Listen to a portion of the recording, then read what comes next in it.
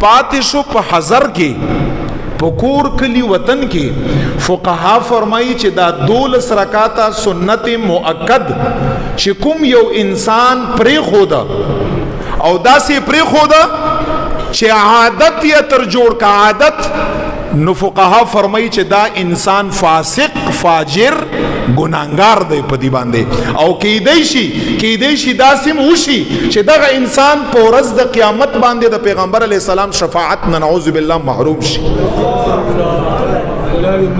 ولی زکه چې د حضور مبارک طریقې ته عام ګوري، ته یې څوک تا ځان ته کتلی چې ته حضور مبارک طریقې ته عام ګوري؟ دا خو سنت دی وی چې خیر دې پدې کې څه دي، سنت دی دا د محبوب علیہ السلام طریقه دا. او په قرآن کې الله فرمایي لقد کان لکم فی رسول الله اسوة حسنه، اے مومنان استاسو د پاره په پیغمبر علیہ السلام ذات کې ډېر خسته طریقې وي، ډېر خولي طریقې وي.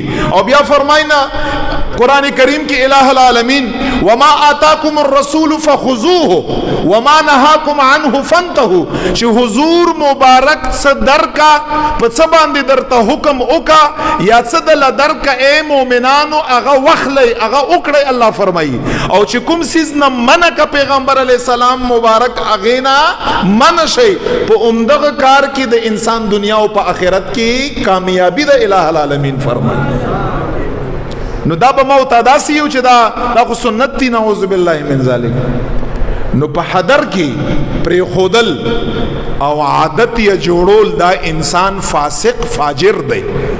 او که چرته نعوذ بالله کم نظر یا ورته وکړه چې دا خو سنت دی یا استخفاف، علما فرمای کفر ته قریب دی.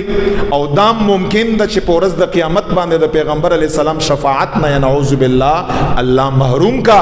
خدای پاک د موږ استاد رسول الله شفاعت نه محرومي.